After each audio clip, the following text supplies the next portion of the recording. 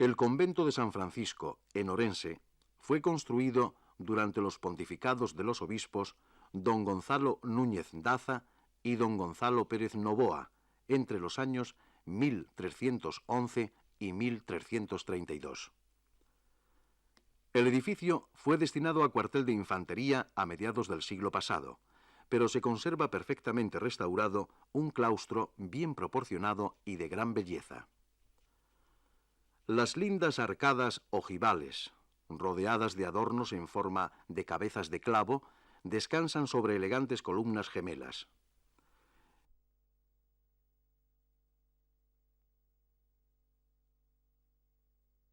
El claustro está formado por 4 naves con 72 arcos, 55 de los cuales se afirman sobre columnas cubiertas por un tejado cuyo alero descansa sobre una corcina lobulada.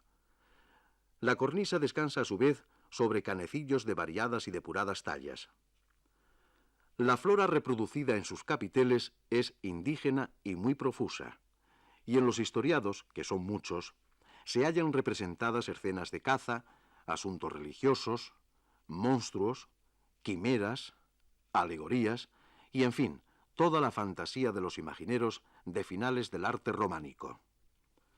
Después de su restauración, este claustro fue declarado Monumento Arqueológico Artístico en el año 1923.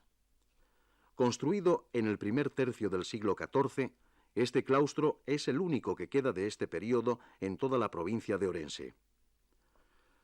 En uno de los lados del claustro hay una serie de arcadas ojivales, hoy tapiadas, que daban luz a un departamento interior, y cerca de allí una preciosa puerta de arco rebajado y adornada en el intradós por un gracioso festón calado.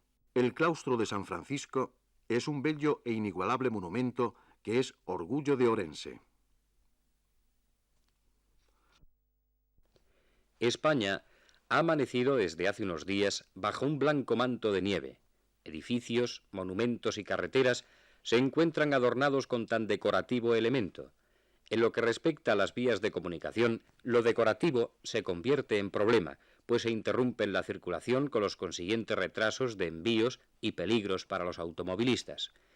Desde San Sebastián, nuestro cámara de aquella ciudad ha llegado a la capital de España sorteando asfaltos helados y cambiando velocidades cuando la ocasión lo requería, es decir, cada pocos metros, dada la peligrosidad de la ruta.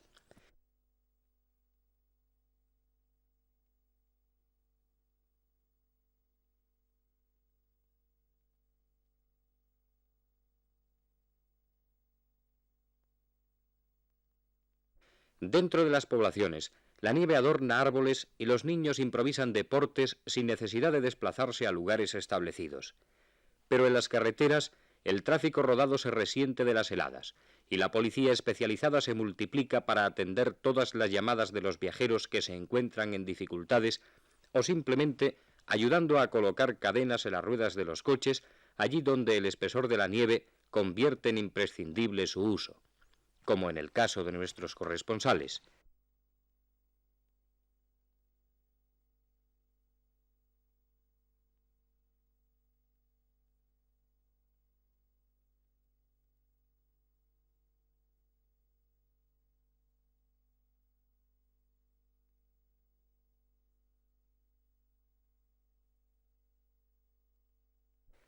Este febrero no ha intentado desmerecer su fama de loco y nos castiga con su inestabilidad atmosférica para que no confiemos en el brillante sol que pugna por adelantarnos una primavera espléndida.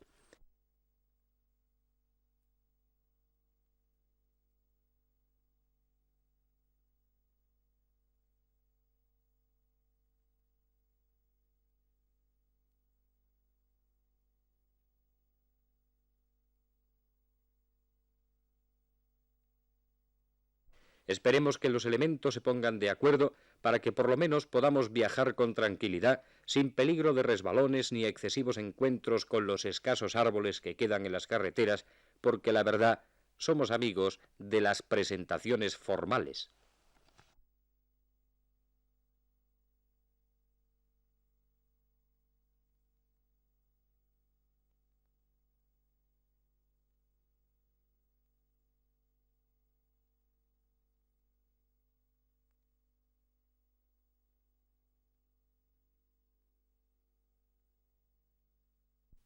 Con motivo del final de la campaña de la recolección de las chufas, la Oficina de Encuadramiento y Colocación, conjuntamente con la sección de trabajadores de la Hermandad Sindical de Labradores y Ganaderos de la Villa Valenciana de Alboraya, han organizado un simpático homenaje al cultivo característico de la localidad, las chufas.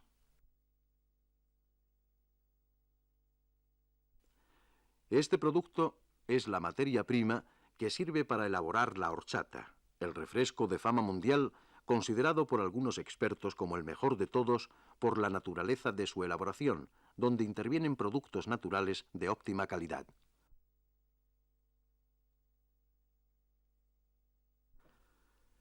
El proceso de la recolección de las chufas se realiza por medio de máquinas y tractores.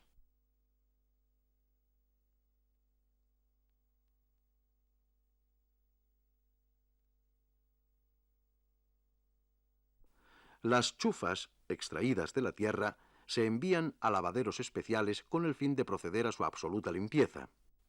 Después del lavado, entran en función los secaderos, donde tras largo procedimiento, las chufas quedan en condiciones para su limpieza definitiva, y las campesinas realizan las operaciones últimas de selección del fruto.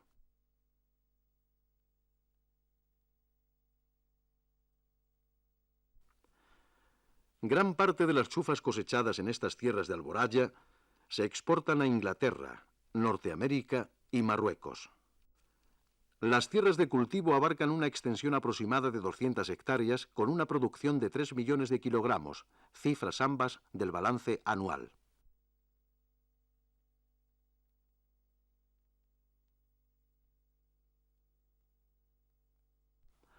En esta última campaña de recolección se han pagado jornales por un valor que excede los 4 millones de pesetas.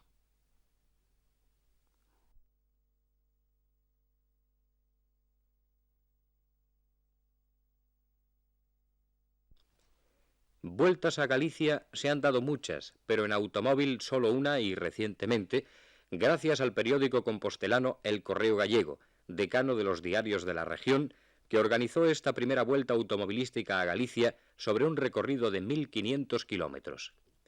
A bordo de un Mini Morris conducido por José Luis Alonso y llevando como copiloto a don Guillermo López, el recorrido fue cubierto en 22 horas y media en medio de un fuerte temporal de lluvia y viento, con los inevitables baches, niebla y demás inconvenientes. También participó en parte del trayecto don Ángel Peláez. La salida de esta vuelta a Galicia se inició en Santiago, donde cursan sus estudios de farmacia los héroes de esta hazaña, a las 0 horas, y el itinerario fue el siguiente: Noya, Boiro, Padrón, Villagarcía, El Grove y Pontevedra, ciudad donde se encontraba el segundo control.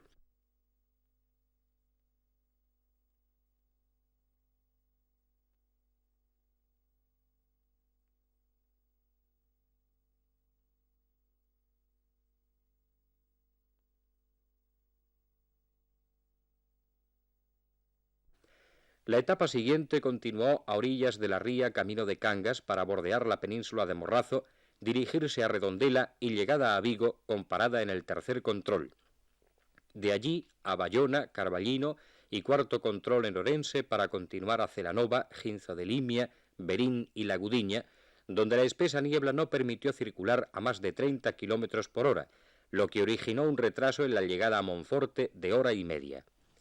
El quinto control de esta vuelta a Galicia se hallaba en tierras de Lemos y el sexto en Lugo, el séptimo en Ferrol, el octavo en La Coruña y el noveno en Muros.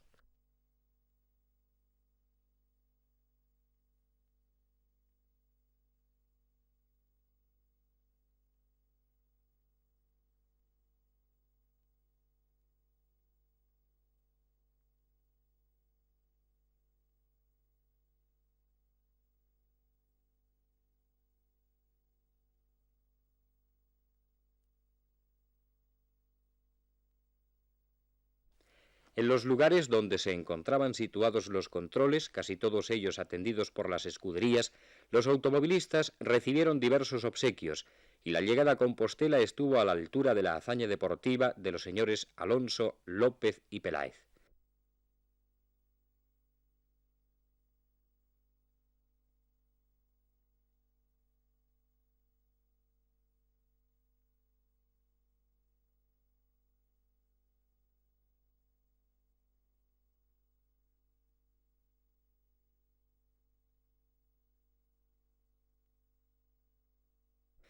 Después de un vino de honor, se procedió a la entrega de trofeos: Copa del Ministro de Información y Turismo, Copa del Delegado Nacional de Deportes, Copa del Gobernador Civil de La Coruña y Copa de Prensa del Movimiento.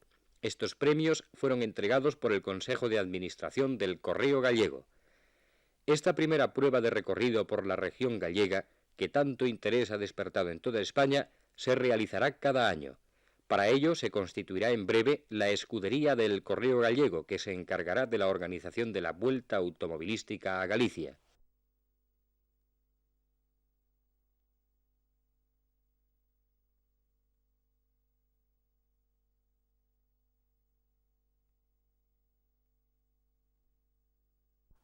La imaginería, de gran tradición en Sevilla, donde fue siempre impulsada por las cofradías de la Semana Santa, sigue siendo tentadora para los artistas sevillanos.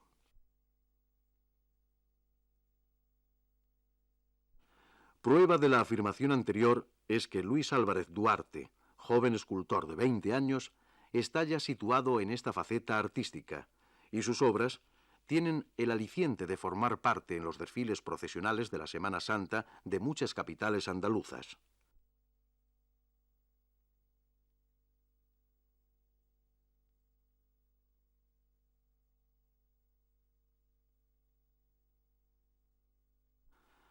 Álvarez Duarte, sin antecedentes familiares en la profesión, tiene ya un nombre en la imaginería española siguiendo las directrices de la escuela sevillana.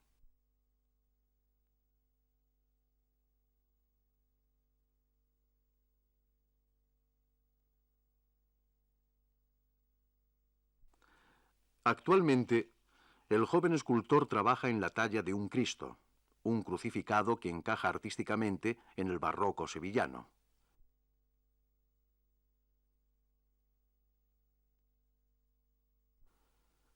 De las manos de Luis Álvarez Duarte han salido crucificados, vírgenes. El imaginero es un trabajador incansable que se esfuerza en cumplir las muchas peticiones que recibe. A los 20 años es ya un valor de la imaginería española y de él hay obras en Chipiona, Málaga, Jerez de la Frontera y Sevilla. Luis Álvarez Duarte estudió en la Escuela Superior de Bellas Artes de Santa Isabel de Hungría en Sevilla, pero desde los 10 años andaba metido en el mundo artístico colaborando en cualquier menester con los que ya tenían nombre. El artista, independizado, ya tiene su estudio en un lugar céntrico y privilegiado artísticamente. Se encuentra en el barrio del Museo.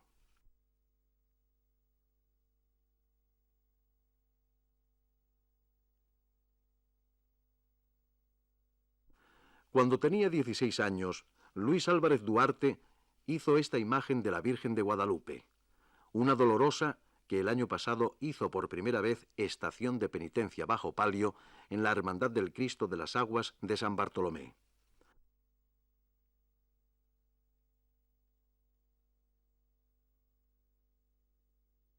Luis Álvarez Duarte es una muestra de que no muere la imaginería sevillana.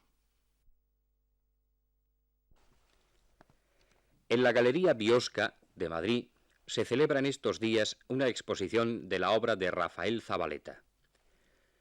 Nacido en Quesada, Jaén, en el año 1907 y fallecido en 1960, Zavaleta es uno de los pintores más importantes y singulares de la pintura española.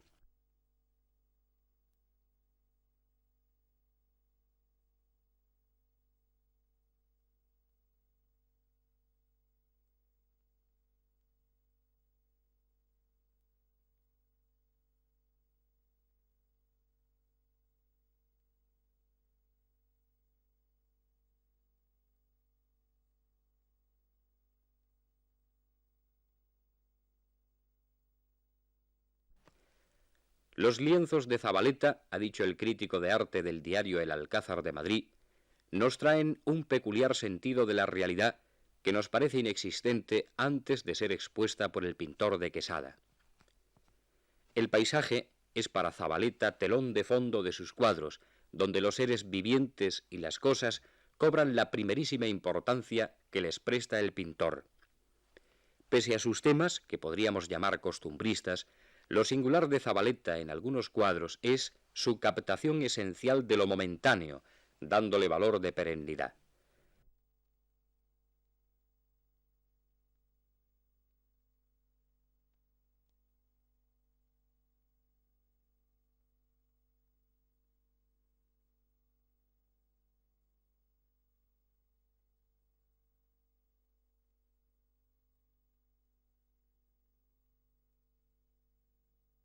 Este valor de perennidad lo encontramos, por ejemplo, en ese cuadro donde en un bestiario edénico conviven aves rapaces, ardillas, conejos, pájaros y culebras, eliminada toda ferocidad que nos devuelve a la lógica convivencia de todos los seres.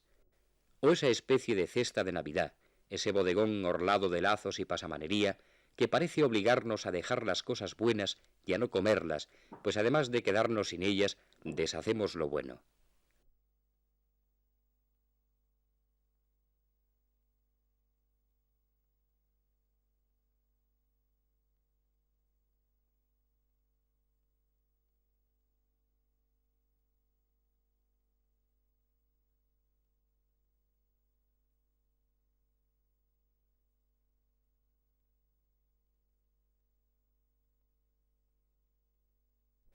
Incluso en su factura sobria, de dibujo esquemático y colores puros, Zabaleta mantiene el equilibrio entre su ética y estética, y rechaza tentaciones pictóricas que rechazan la realidad.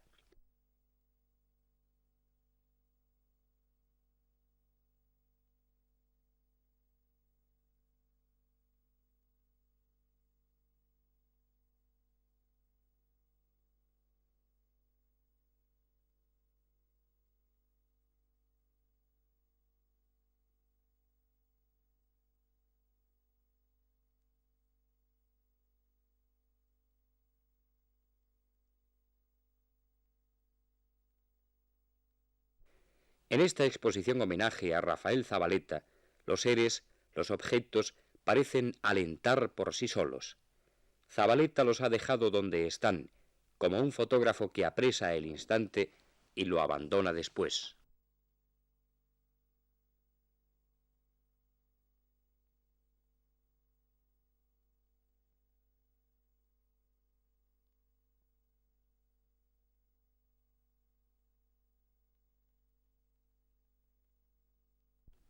Portomarín es un pueblo lucense que nació al borde de las aguas. Fue cubierto en época reciente por las aguas y al borde de las aguas volvió a surgir. En viejos tiempos, Portomarín fue cuartel de los Caballeros de la Orden de San Juan, una orden nacida para defender a los peregrinos que hacían la ruta de Santiago.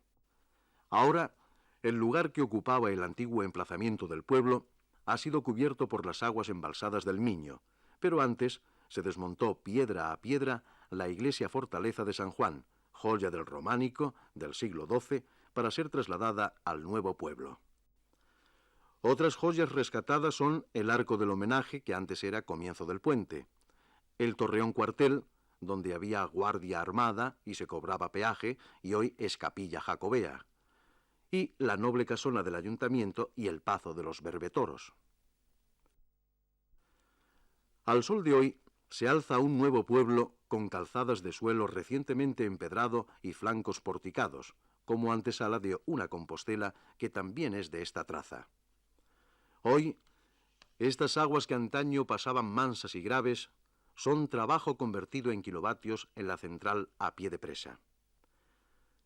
La tierra de las riberas, antes lugar para el labriego o el pastoreo, se arranca para abastecer una nueva industria, la cerámica de Portomarín, que será inaugurada el día 21 próximo. Desde las riberas del Miño, la tierra es trasladada a la gran factoría, donde pasa a selección, al igual que la harina de otro tiempo. Más tarde se tritura, se muele, se cierne y con el agua se hace masa blanda que se moldea en forma de ladrillo. Un moderno tren de secado y cocido se encarga del resto de la operación.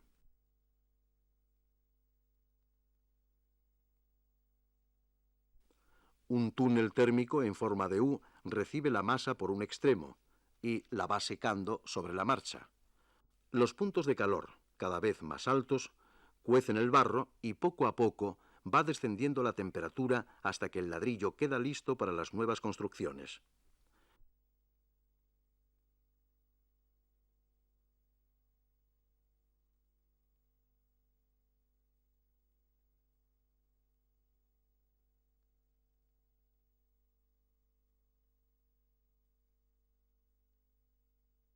Esta industria es una perfecta solución laboral para la comarca de Portomarín, en la provincia de Lugo, una tierra emparentada con el agua a través de los siglos.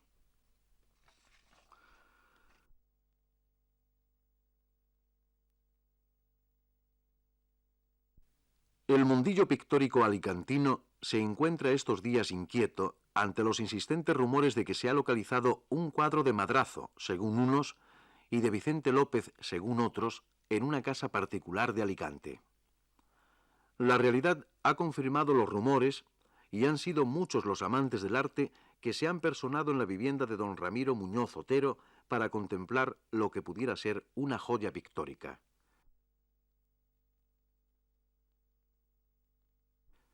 Este retrato del general Espartero parece ser que sirvió para decorar en 1840 el balcón del ayuntamiento madrileño con motivo de la llegada del militar político para hacerse cargo de la regencia. Esto es, por lo menos, las referencias que sobre el cuadro dieron los abuelos de su actual propietario. Si estas referencias resultaran ciertas, el cuadro, además de su valor artístico, poseería el histórico. Aunque no se le aprecia firma alguna, los entendidos opinan que puede encontrarse bajo algún repintado o bajo la capa de suciedad acumulada a través de los años.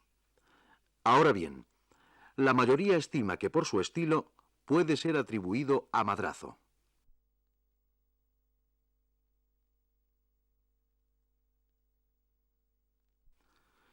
Se desconoce cómo llegó el cuadro a poder de esta familia, que no tiene relación alguna ni parentesco con el general Espartero, pero por lo visto pudo ser adquirido por los abuelos paternos de don Ramiro Muñoz, su actual propietario, quienes, según parece, eran grandes aficionados a la pintura.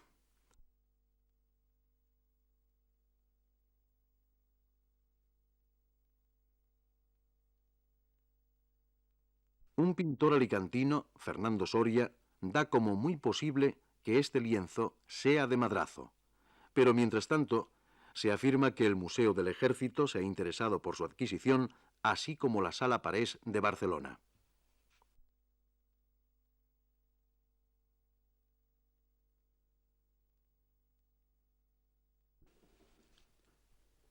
En Zaragoza ha nacido un nuevo diario, un diario de la tarde que se llama Aragón Express. Y desde ayer, ¿qué habrá pasado? No espere a mañana para saber las noticias de hoy. Estos eran los eslogans que se lanzaron por Zaragoza antes de la salida del recientemente nacido Diario de la Tarde, cuyo fundador es ese gran periodista y famoso cronista de guerra, Eduardo Fonbuena. Eduardo Fonbuena ha declarado a 7 días al referirse a la aparición del periódico. Aragón Express, editado con medios técnicos de nivel europeo, queremos que sea una gran voz de Zaragoza y de Aragón, pero no una voz desaforada y enérgica, sino esa voz honda, justa, recia. Esa voz inteligente que sale de nuestras cámaras, de nuestros centros de investigación, de nuestras instituciones, de nuestros centros de labradores, en suma, una voz que represente de verdad el pensar y el sentir de Aragón. Claro que con todo esto no vamos a olvidar tampoco ese periodismo ligero y amable que ahora se llama paloma de vuelo popular, y al que pensamos dedicarle la amplitud que exige como saludable huida de este atormentado mundo en que vivimos.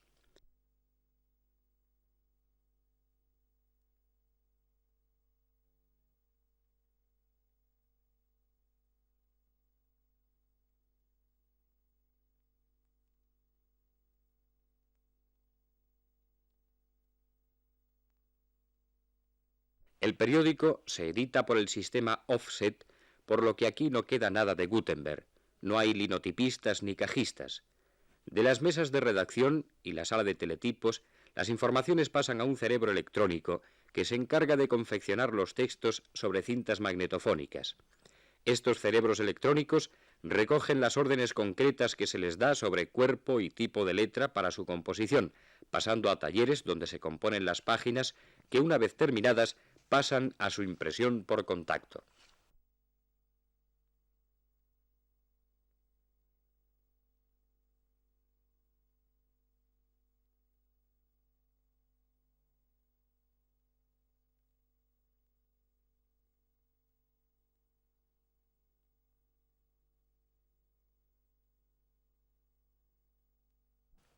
El diario de hoy ya está compuesto. Son las 3:15 de la tarde cuando las máquinas están tirando los últimos ejemplares de la tarde.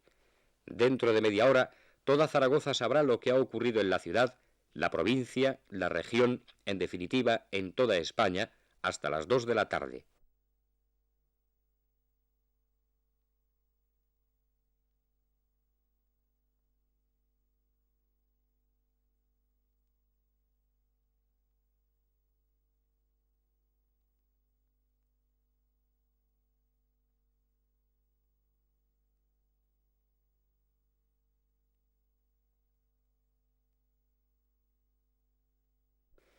Vaya nuestra felicitación a este nuevo hermano de la información y a todos cuantos laboran para que Aragón Express sea una realidad diaria.